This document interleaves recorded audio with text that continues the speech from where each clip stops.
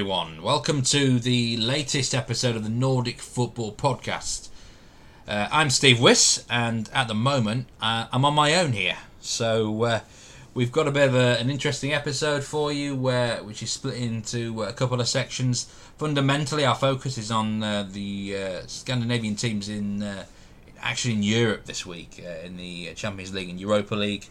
In the first section, I'm joined by a guest from Bergen to talk about Brann against Shamrock Rovers in particular, and a little bit of a focus into Brann there.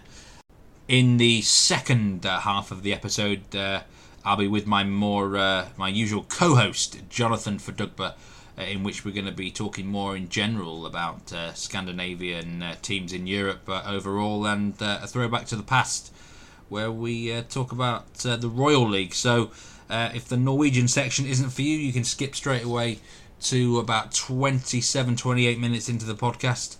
But hopefully you'll be with us for the whole show. Sit back and enjoy it. Joining me on the Nordic Football Podcast this week is Sean Røskeland from Bergen. Nice to have you on board, Sean. How are you doing? Hello, Steve. Thank you. I'm very good. So nice to be here with you in the podcast.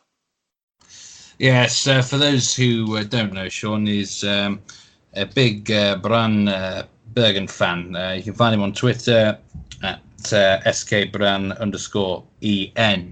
So, the big focus on this podcast this week is the Norwegian teams in Europe. At the time of recording right now, actually, Rosenborg are in action away at Linfield in the Champions League. They're leading 1-0 at this point in time. They just went up 2-0 now. 2-0 now. Yeah, in this very moment. I was watching a bit of this game for a certain time, and it looked like a pre-season friendly to me. And it seemed like it was come dressed as a seat day at Windsor Park. Where are the fans? I don't know, but it's. They're from the Northern Irish League, and we actually the teams that are left to play in Europe this round in the Norwegian related is Molde against KR Reykjavik, Cliftonville from Northern Ireland against Haugesund, and Brann against Shamrock Rovers. And it's that game that we're going to focus on now because you are, I do believe, a big, strong follower of Brann, Sean, season ticket holder, or used to be a season ticket holder anyway. And how are things at the club right now, would you say? Yeah, first of all, I will just confirm that I've been a season ticket holder for the last 12 years, I guess. So since I was 15. And in the club right now, there is kind of a mess, you might say. Players are criticizing the coach, and the results are not satisfying. The attendance is quite low, but there is not it's not very bad at all, because we are fourth or fifth in the league. We haven't conceded many goals the last couple of months, and so people are very divided on the situation.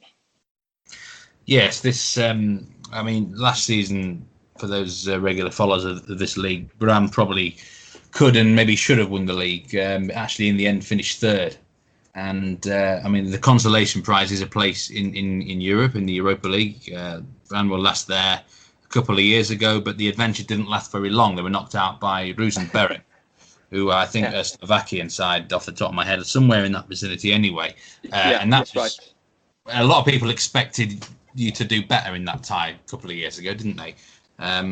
So now, the first question I've got to ask you, and we've been asking this question out tonight actually, is how important for the fans is it of these teams in Europe? Do you expect a good adventure in Europe? Do you prioritise it more than the league right now? For the fans, also there it's very divided, because as you mentioned in Windsor Park now, at the Linfield Rosenborg game, most of the seats are empty, and so it will be for the Norwegian teams and Brann as well. Because most of the fans, they don't care unless it's like a famous Premier League side, in particular Premier League sides, or Barcelona, or the big teams of the Champions League. when it comes to smaller teams like this time Shamrock Rovers or last 2 years ago Røskeland, well, I guess there will be maybe just a few thousand tickets sold for the game. But for us, the core of the fans, this is the best thing that can happen to the club. Europe, the European Cup is the most important thing. Okay, of course, winning the league would be better, but it means a lot to us. And just look at Salzburg last year. They got to play to Besiktas and Malmö and again in the Europa League group stage. So it means a lot to us fans, the core of the fans. Yeah, I mean, I was going to ask, do you take a lot of inspiration from the likes of Salzburg and Östersund? Yeah, you know, it just shows you that smaller clubs. I mean, you're bigger than those teams, really. Let's be honest. If those teams can make the group stage, then, or even in the case of Östersund, the first knockout round, then it can be done, can't it?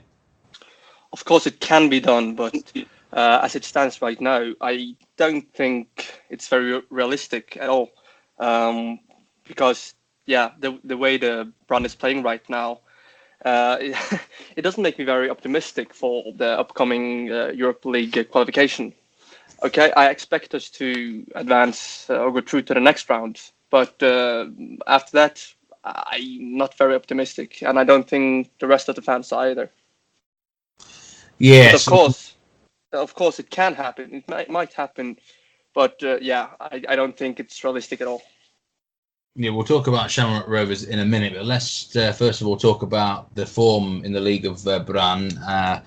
I saw the game at the last round, Brann 0-0 against Mjøndalen, and according to Wisecout's stats data, I've never seen this before actually in a Norwegian game, but Mjøndalen's expected goals for this game was exactly 0.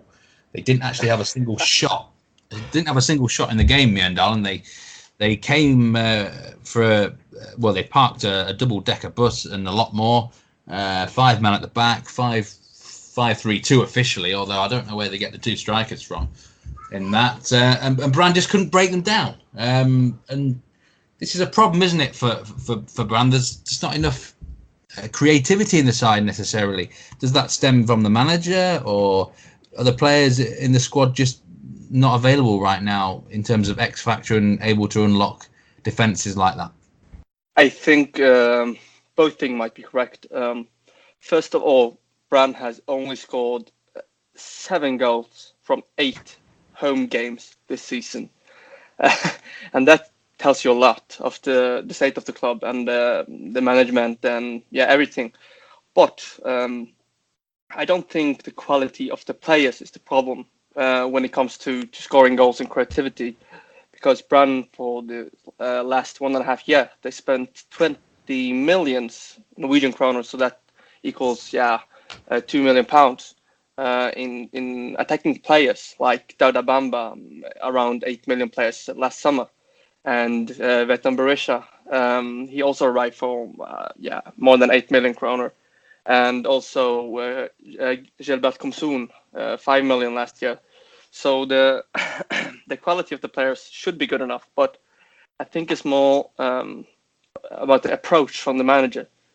He has a very defensive approach, and for him it seems like the most important thing is to not concede goals.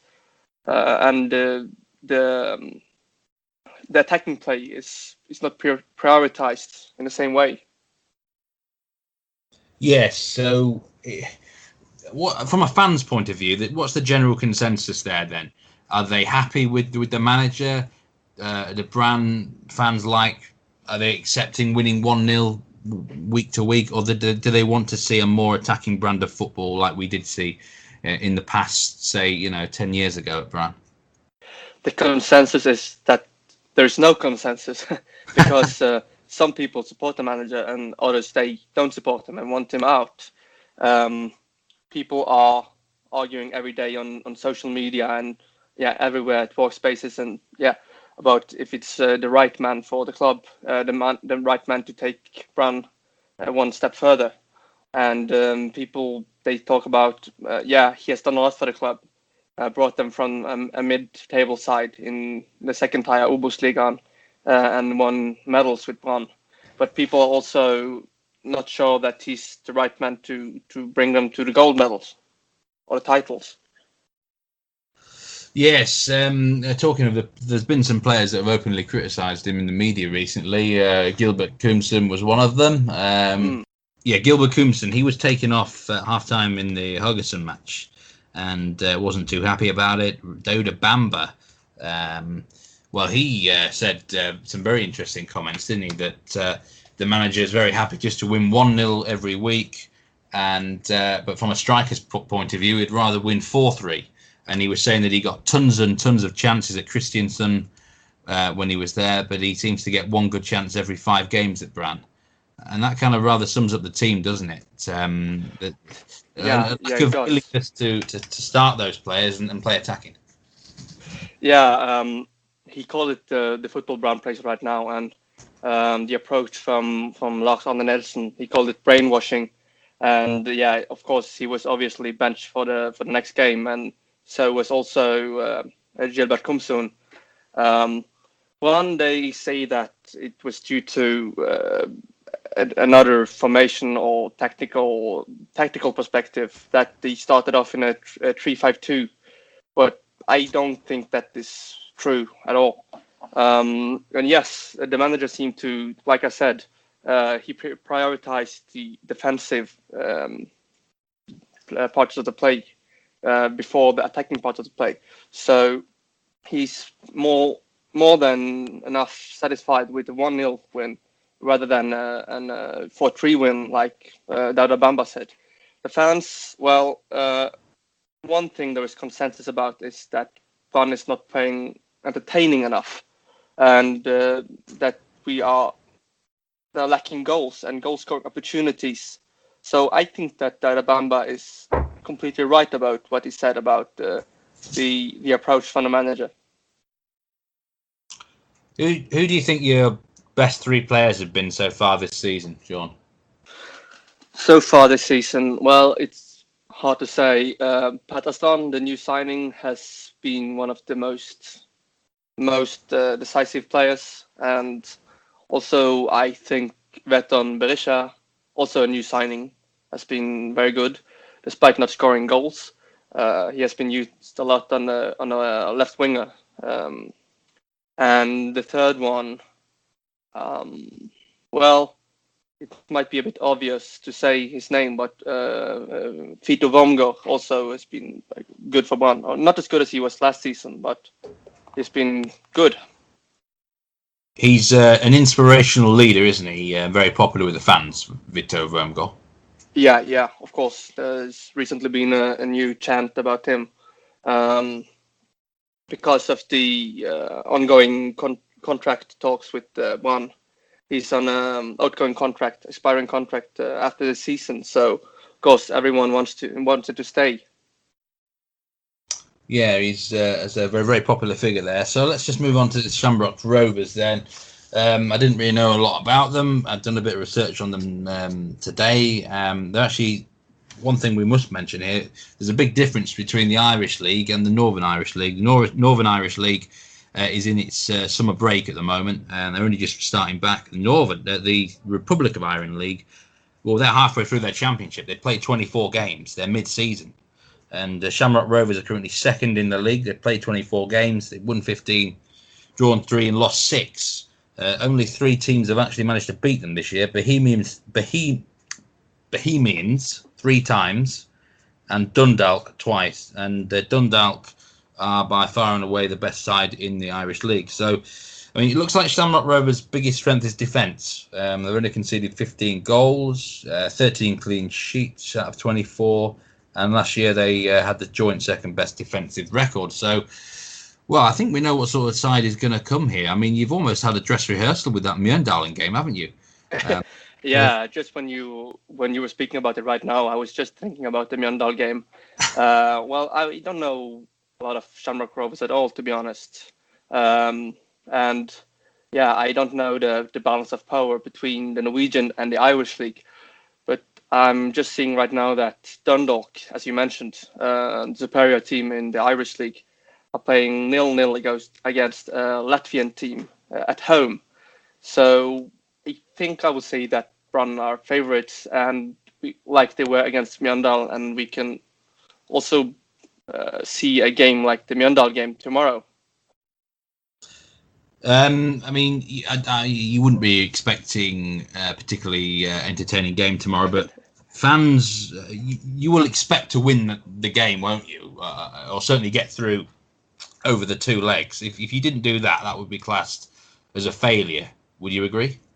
Yeah, it will be classed as a disaster, I think. If we don't manage to knock out Shamrock, I think more and more fans will be screaming for Lars Arne Nilsen to be sacked. I guess so. I'm not sure, but I guess it's a realistic scenario. And yeah. Yeah, I was reading on the Brann website something that the manager said today. He said we're going to give them a tough fight. We have to play the best match this year to take them down, said Lars Arne Nilsen. I'm not sure about that one, but he said they've been scouted religiously. We know exactly what to expect. We're going to be right on top of them. So it's a serious game for Brann. For those who are interested, I mean, in some questions about how important these Europa League games are for Norwegian sides, then certainly, a big game. Just a word on Shamrock Rovers for any Irish fans who may be listening. We don't know a lot about your team, so if you want to tweet in and give us some opinions, then feel free. But it looks like our most valuable player on Transfermarkt is someone called Jack Bergen, central midfielder, worth, say, £1 million. Alan Manus, the goalkeeper, 37-year-old, he's worth £300,000. And Sean Kavanagh, the left-back, is their third highest value player on Transfermarkt. They are aside from South Dublin, so interesting matchup there. And as aforementioned, there's two other games that the Norwegian teams are facing. Cliftonville from Northern Ireland against Haugesund. Really, Haugesund should be getting past them. Cliftonville only finished fifth in their league last year. But interesting, Molde actually have a more tricky-looking tie on paper than you might think. They're facing a side called KR Reykjavik, who are actually miles top of the Icelandic league right now, won 9 out of 12 games. So it's a battle between the two top sides from Norway and Iceland there, which may well be a better game than people expect. So back to your club, Brann, and back to your city as well, Bergen. Just a word about the actual city, because it's a strong footballing city and community, isn't it? There's a lot of passion there for the game. Yeah, the slogan of the club is "Real passion has a name, Brann," and it describes the city and the fans, and the citizens of the city. And passion is something natural with the supporters of Brann and the citizens in Bergen. But there's also a thing that it's maybe relatable to every other city, that people, they are not interested in watching the 0-0 games, although they are passionate about the club. They only come for like the big games. The stands are empty. Okay, they're not empty, but there are thousands of empty seats there. And the city is quite passionate about football. And like we had a World Bicycling Championship a few years ago, and there were thousands, 10,000s in the street. And it goes the same for the football team. What sort of city is it in general then? Is there a good nightlife there? What's the best bar to get a good drink at in Bergen? Well, to say about the nightlife, Bergen, the core of the city center is quite small. So you can walk from the end of the city to the other end in maybe 5 or 10 minutes. At least the core of the city, where the shopping centers and the bars and everything is. The best bar. Well, I'm not going out a lot, but at least the Brann fans, they gather at the football pub named Fotballpuben. But for nightlife, for bars, well, it's hard to say because I don't go out a lot. Yeah, so the fans actually meet in a pub, actually named the football pub. Yeah, that's as easy as Brilliant. you get. That's absolutely brilliant there. And I mean, before we finish off, what are your expectations for the rest of the season at Brann? Whereabouts would you like to finish in the league? And are there any signings that you'd want to be brought in a particular area of the squad to strengthen it? Well, the my expectations for the rest of the games and the season. Well, I expect us to do better, to get more points per game, score more goals, and right now we are fifth. So I'd like to say maybe a silver or bronze medal would be good for the club and the fans. I don't think we can hope for gold medal at the title this year. But the most important is to see progress in the attacking play and keep some more clean sheets. There haven't been a lot this year. And to the transfers, the hard thing to say about the transfers is that I don't know what kind of players that will actually be improving the team. Like theoretically, there can be many players brought in to strengthen the team, like they did this winter with Veton Berisha and Kristoffer Løkberg. But when coming to the field playing games, we don't see that they are really strengthening the team because of the manager's approach. And so we have players like I know that Brann tried to sign Slatko Tripic from Viking, and also that they are looking for Amola Juni from Bodø/Glimt, and they are top quality players in the latest area. But I'm not sure if they would strengthen the team at all. But this position, the winger position, both of the aforementioned players are wingers, attacking players. It would be the most necessary spot in a team to strengthen. Also, if Fito Wormgård doesn't sign a new contract, it will also maybe be necessary to sign a new central defender. Yeah, I mean the problem with Brann, if you bring in these attacking players, are they actually going to be very effective? I mean, if you look at, I'll give you an example. Christopher Løkberg, he was brilliant last year for Ranheim. Yeah, he hardly seems to get on the field now for Brann. And Koomson's another example. He was brilliant at Sogndal, but he doesn't always seem to fulfil his potential at Brann. And Bamba as well. It seems. You could get Messi into this squad, and somehow the manager would, wouldn't he? But yeah. Finally, in terms of rivalries, there's a lot of clubs that have rivalry with Brann. But who are the ones that you really hate the most, and who do you want to beat the most out of anyone in the league? Well, first, just let me sum up the things you said about Koomson and Bamba. The things that when they played for Sogndal and Kristiansund, there were teams that didn't attack as much as Brann do, or Brann is not attacking very much right now. But Sogndal and Kristiansund, they are teams with much more focused on defending and counter-attacks. And Brann, they try to dominate the game with possession, but the possession is rather more destructive. And these two players are more brilliant in terms of counter-attacks than the way Brann tried to play. So that's also a reason why I don't think that technical attacking players would suit a Brann team. And rivalry, to me and most of the fans, there are two teams, and that's Vålerenga and Rosenborg. And which team is the most important to beat? Well, it depends on who you ask. To me, it's Rosenborg. Very interesting. Yeah. What about teams on the west coast like Viking and stuff like that? Are there any really big hate towards them? Well, Viking, they haven't been in the top of the table or like top and the upper half of the table for the last couple of years. So they are they have been traditionally maybe the third or fourth biggest rival. But the last couple of years, the rivalry hasn't been as big as it used to be. But of course, it hasn't been as great as the Rosenborg and Vålerenga rivalry. But of course, Viking is from Stavanger, and it's the second largest city in the Western Norway. So there's a natural rivalry between the cities and the clubs. Also, Haugesund, of course, they have performed a lot better the last couple of seasons, finishing in the top 4 position last 2 of the 3 years. So the rivalry there has also grown.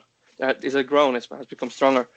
And of course, it is the geographically closest club in Eliteserien to Bergen. And the last 2 years, there have been from 1,300 to 1,500 Brann fans at the Haugesund game away. So of course, the rivalry is growing with Haugesund, and it's more like the game has been more like a party than a rivalry. And of course, you also have Sogndal, also one of the closest teams geographically, but now they are in the Obos-ligaen. So yeah, it's not like a rivalry; it's more like a small brother.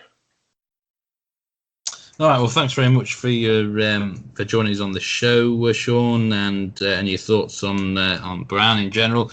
Prediction then for the first leg against Shamrock Rovers. What are you going to say? Well, first let me say thank you for having me here. And my prediction for tomorrow's game, well, as we talked about, both teams are focusing on the defensive parts of play, and I think Shamrock will be more than satisfied with 0-0 result. Brann will be, Lars Arne Nilsen will be happy with a 0-0 result, denying them an away goal. But I think Brann should be a better side, and my predictions are maybe a 1-0 win. Yeah, I think I'd agree with you there. 1-0 win, maybe a Worm goal penalty, perhaps. Yeah, yeah. At least as a set piece. Yeah, so okay. Well, thanks very much again. And, we'll maybe have you on at some point in the future once more. But appreciate your time, Sean. Thank you very much for having me here.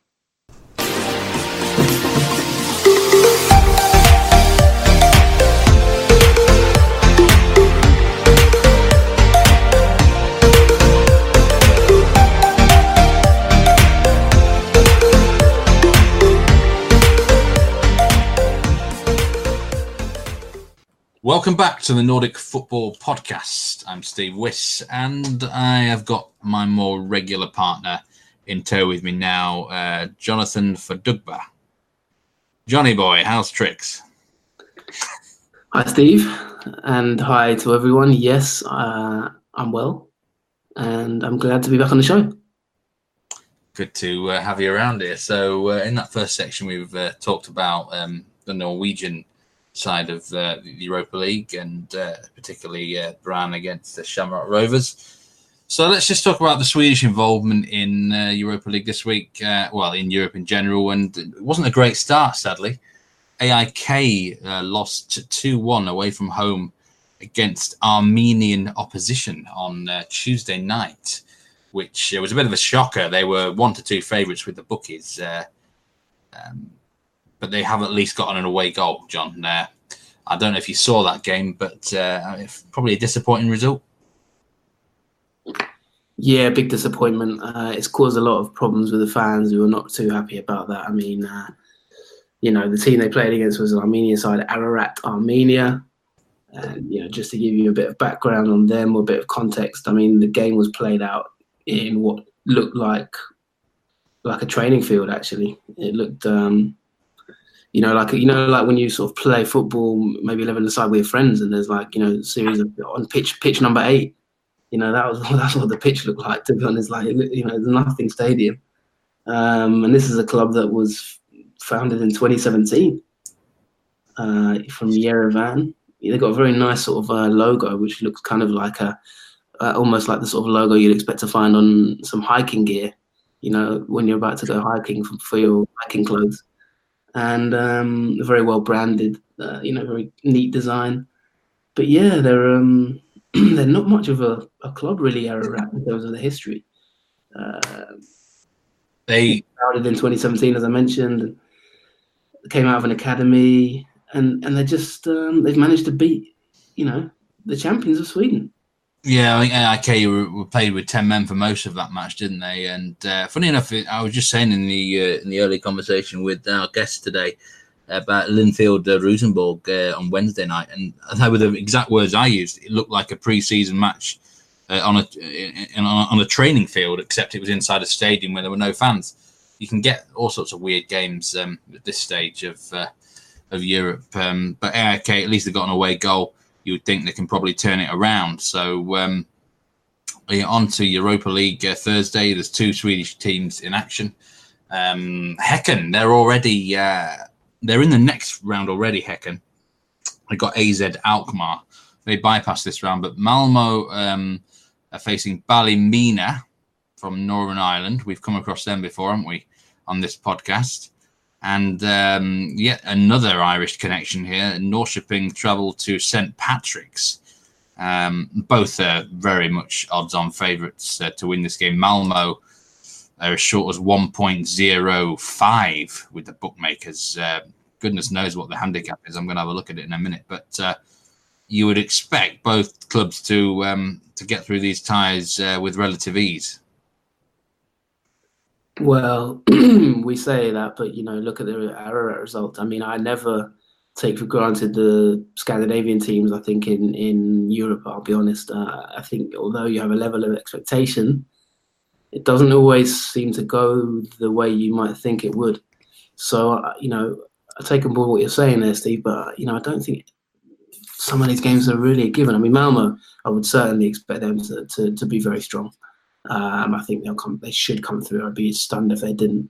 The others, just like I said, you can never be too sure. Even Norrköping,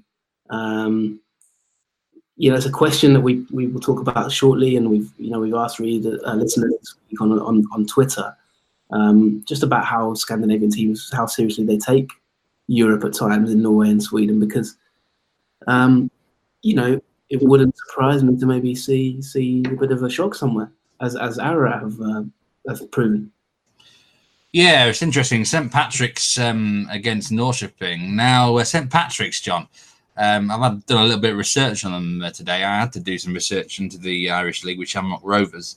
And St. Patrick's, they're 4th in the league, but they do struggle to score goals. There's 21 goals in 25 games for them.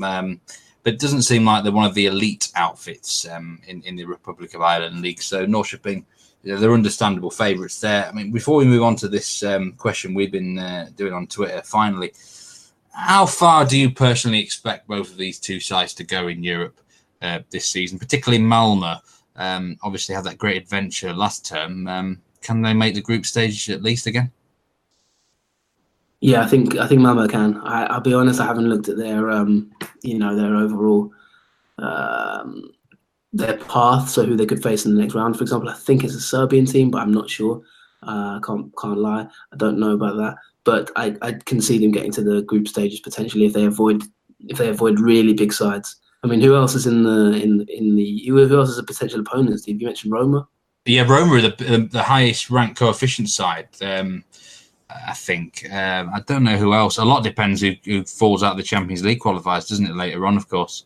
I always say if you want to, make it through to these groups, you've got to beat at least one big side somewhere along the line. But, Malmo, every chance of going deep. And then that moves us on to a general sort of question that we had on Twitter earlier. I've just got to find the question. Here we go. This week we have a question for you guys. We asked, how important is European football for teams in Scandinavia? Is it worth fully focusing on and sacrificing league form, or an unwelcome distraction? Let us know your thoughts and also any questions for the show. And, that question certainly got a few answers on the board, didn't it? It did indeed. Yeah, and do you want to read some of them out? I think there were some good comments there, to be honest. There were some very good comments. One of them from our very own a friend of the podcast, Sean Constable, had a reply. In my opinion, after being at a club, OFK, who had done amazingly in the Europa League, it's massively important. It's also important to add points for each country when it comes to seeding for national teams. It all counts. That's the coefficient, of course. And, these are very important in terms of league places that are available in Europe. So that was, what do you think about that, John? Because I responded to Sean, actually. It's like, say you're a Hammarby fan. Can you really cheer on AIK in Europe, even though you know it will potentially benefit your own side in the future? Yeah, it's a good question. I don't know. I think the dynamics, at the end of the day, in Scandinavia are slightly different than maybe in England, for example, because of the simple fact that, these teams kind of rely on the rest of them to do well. And, it's a smaller nation. There's more chance of, there's less chance of them really progressing in general. So maybe there's a bit of goodwill about it. But then obviously there's always rivalries, aren't there? I mean, how many teams in Sweden really want Malmö to do well at any point, or any team really, AIK, etc.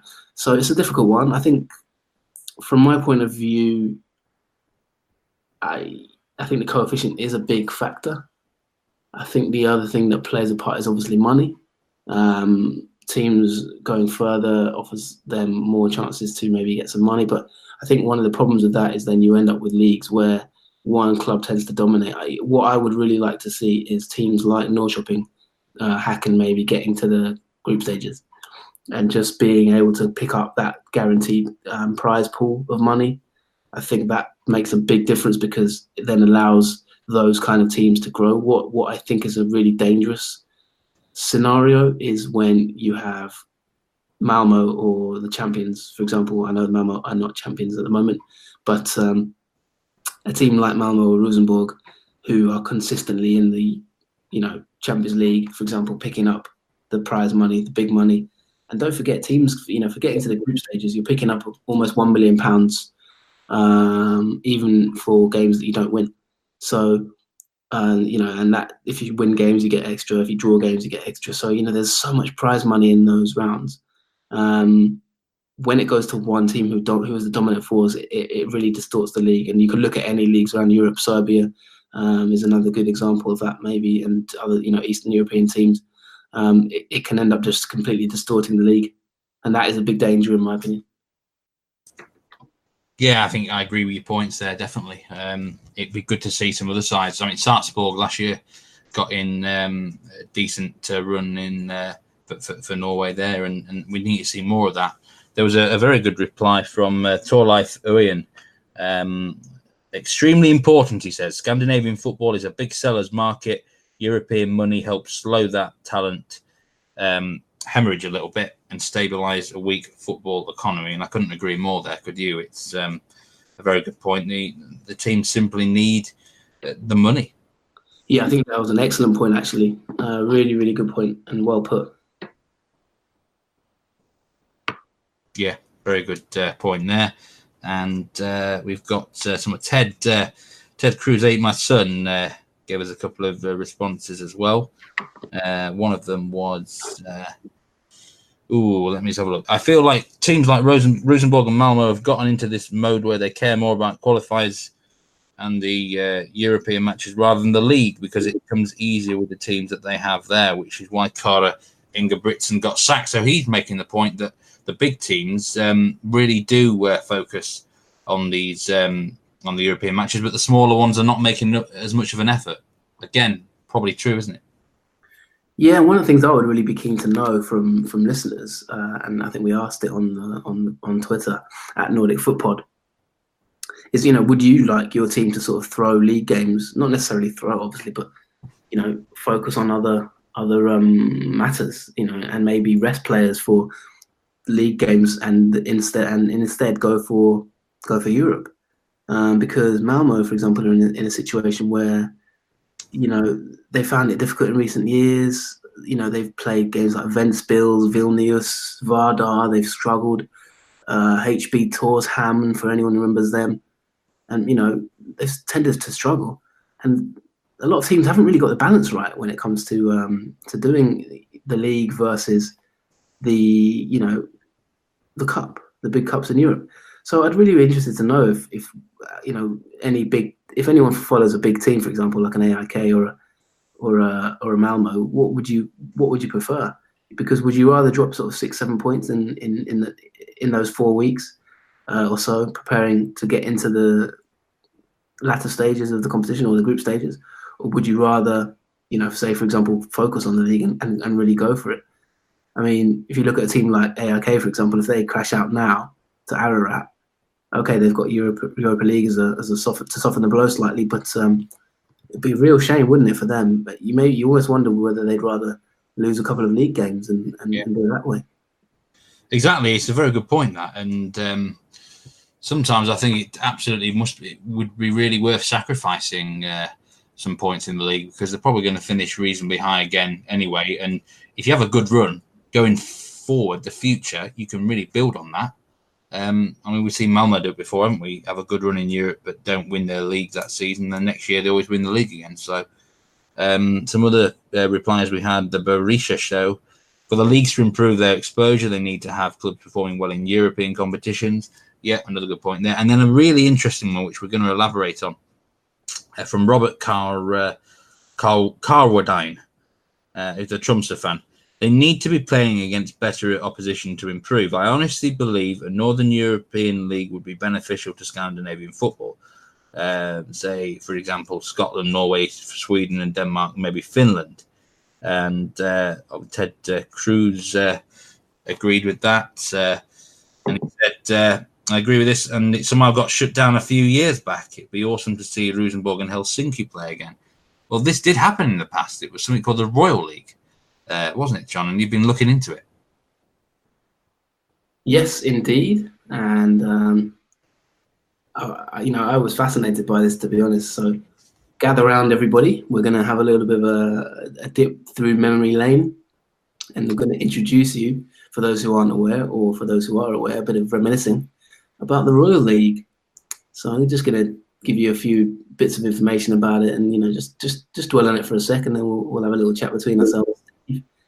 The Royal League, founded in 2004 and abolished in 2007, a 3-year project. It was dubbed the very best of Scandinavia, the tagline, and it was an annual Scandinavian football tournament that was held 3 times a year, in its existence, between teams from the Scandinavian countries of Denmark, Sweden, and Norway. This was a tournament that kind of took place at the end of the regular domestic seasons for Norway and Sweden, although obviously in Denmark it was mid-season, and it involved the 4 best placed teams in the leagues of those countries who participated in the tournament. Now, as you might expect, the Danes were dominant in this competition.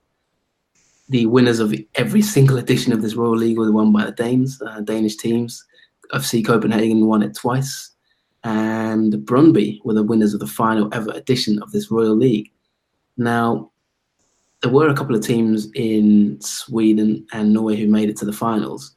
IFK Göteborg in the first edition, and they lost on penalties. In 2005, to Copenhagen, and Lillestrøm made it to the final in 2006, where they lost again to Copenhagen. But and then 2006-07, the games, the format for this was a group stage format, and then obviously qualified and went through. And in the final edition, Denmark had both finalists, with Brøndby beating FC Copenhagen. The interesting thing with this tournament, I found, Steve, is, we talked about this now, and there's a lot of people talking, and I think I remember a few weeks ago, we had a number of people commenting that maybe is there a potential to see a Scandinavian or a sort of Nordic league happen again. But one of the things that stands out here is that this tournament wasn't actually that successful in terms of attendance figures.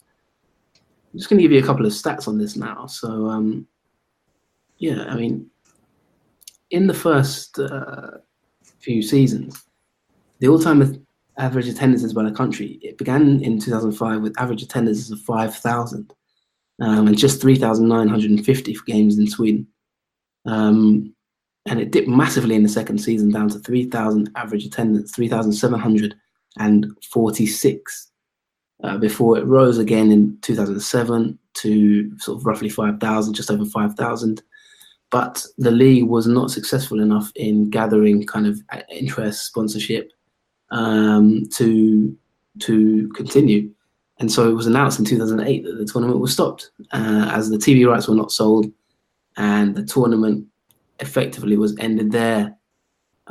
Whether this is just because the Danes were too dominant, who knows? But Steve, I've got a question for you, because, and also for listeners, I'd be interested to hear if any of you have a guess on this, or if you know it off the top of your head anyway.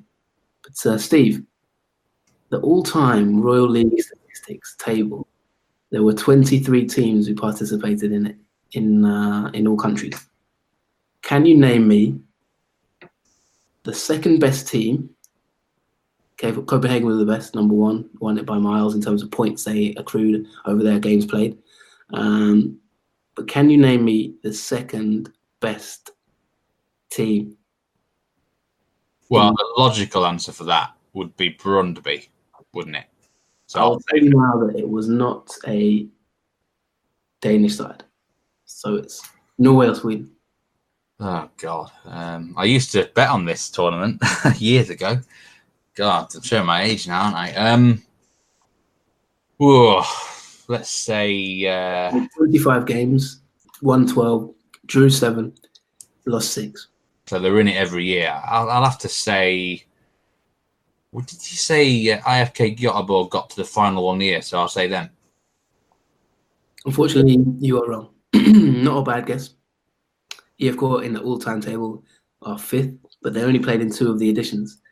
The second best team in terms of points accrued, obviously they didn't win any titles, is Vålerenga, who was in every edition and wrapped up 43 points in total behind Copenhagen 56.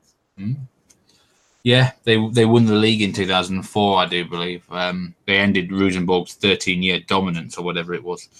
And the teams, just to run through some of the teams from the Norwegian and Swedish leagues, because as I mentioned, you had to be at certain league positions in the table to qualify. So in Sweden, we had IFK, Malmö, Djurgården. Malmö were only in one of the campaigns. Helsingborg, Hammarby, Elfsborg, Halmstad, Kalmar, and AIK. And the Norwegian team took part in this competition, Vålerenga, as I mentioned, who were in it 3 times, Lillestrøm twice, Brann, Rosenborg, Lyn Oslo, remember them? God, yeah. IK Start, and one other team, and they were the worst ever team in this competition, by the way, with just 2 draws from 6 games. Can you name them, Steve? Yeah, I think it was Tromsø. You're bang on. You got it there. Yeah, I think they finished second one year in the league, so that would have entitled them to qualification for it. Lyn Oslo, my word, we're rolling back the years now, aren't we? And of course, Halmstad and Kalmar. I remember when Kalmar won the league. I think it was about 2005, and Halmstad was second. And you're right. And then in Denmark as well, aside from the big 2, being Copenhagen, FC Midtjylland, Odense, Esbjerg, Aalborg, Viborg, and that made up the 23 participants. Yeah. So, I mean, what are your thoughts on that one, Steve? I mean, I'll tell you one thing that really interested me.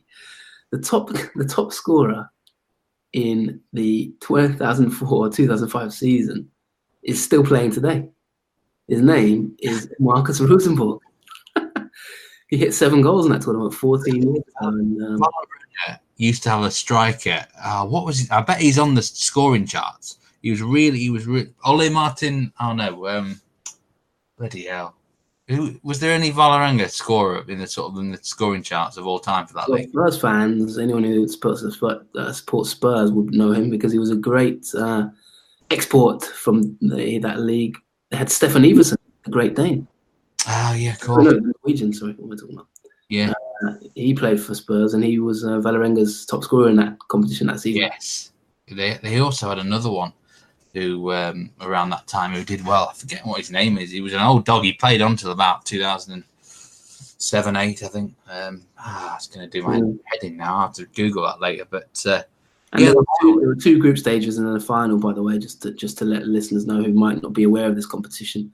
And prize money was roughly sort of 7 million Norwegian kroner if you made it all the way through to the final with a perfect record.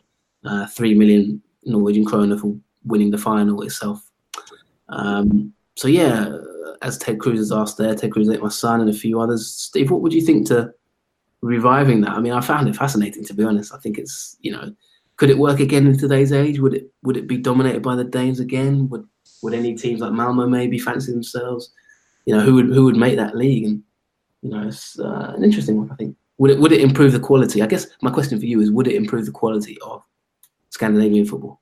Because that's really the main thing here. I think the problem with the European qualifiers at the moment, unless you're in a really big team, really big league, you're never really going to go that far.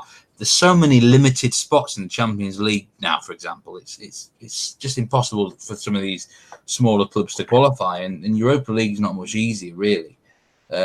So the good thing about this is I think it'd be competition where teams would probably fancy themselves of winning. They'd be playing more against sides of their own level. Obviously, the Danes have a little bit more quality there, but it wouldn't be like to a ridiculously high level. If it was me, maybe why not invite a couple of Finnish sides in there, and maybe the Icelandic champions could come in, or even the champions from the Faroe Islands too. So then you could make it, a really happy family, couldn't you? But there wasn't really much interest before, was there? Maybe because of the time of year it was played in. But it would certainly be intriguing, wouldn't it? Would it improve Scandinavian quality? Well, if there was obviously decent money on offer, then that would help, wouldn't it? But you've got to wonder where they'd get good sponsors from in this day and age. But a very intriguing idea for sure. Maybe we should sponsor an order for the podcast and get our names on the banners around the pitch side. That'd be pretty good, wouldn't it? One day you'll have an idea. Just for a bit of fun, looking at last season's tables, if we applied the sort of top four model as was done before, Hammarby, Malmo, Norrköping, and AIK would make up the first new edition of the Royal League. You would also have in Denmark, from last season's top four, Brøndby, Esbjerg, Midtjylland, and FC Copenhagen once again. And then in Norway, you would have Haugesund, Brann, Molde, and Rosenborg. And I think Molde and Haugesund were not in those 23 teams, so they'd be in it for the first time. And then let's say for fun, we take the top two teams in Finland, which were HJK Helsinki and Rovaniemi. And then where else would we go, Steve? Well, I think the Icelandic champions were Valur because they were playing tonight in the Champions League. And I'll be honest with you, I don't actually know who the champions of the Faroe Islands were. But I suppose if you're going to invite an Icelandic team in, it'd be only fair, wouldn't it? Yeah, Valur, that'd be interesting. I think did they play today or was it? Yeah, they lost, I think, to Maribor, I think, or they were losing to Maribor anyway. Yeah, so that would be makeup of teams, and then that'd be quite interesting, wouldn't it? Interesting to see how it went, wouldn't it? As I say, I think that the good thing about it is you wouldn't be getting a situation where you get a really sort of Roma against Norrköping or something like that, where it's just such a massive difference in class. You feel like the games would be more potentially evenly matched, and when you get someone like Rosenborg against, say, Malmo, and that's a proper tie, isn't it? Well, it would be, you'd have some plum ties, wouldn't you? I mean, and just to point out there, the champions of Faroe Islands are Havnar Botfelag. So it's a mouthful. I don't know how they'd get on. It's a big footballing nation, the Faroe Islands. I read an article about them a couple of months ago. They're absolutely mad on football up there. I'm very sure they are. And they might enjoy club football a bit more than sort of international football, where they're constantly getting heavy defeats, aren't they? But I don't know how they would do. I'm not sure if they played already in the Champions League and been knocked out. They played. I don't even really know, to be honest with you. But I was reading a betting selection on a betting tips website last night, and someone called that side a bunch of fishermen. I guess this would actually be a Royal League game because they played HJK. Oh yeah, they got big. Yeah, 3-0, wasn't it? That was it. Yeah. This week with Daniel O'Shaughnessy as the man of the match, apparently, an HJK player. They lost that game 3-0, and maybe we'll see what they do. So if we invited the top two from Finland in, what chance of getting Tor Torleton's HIFK in there?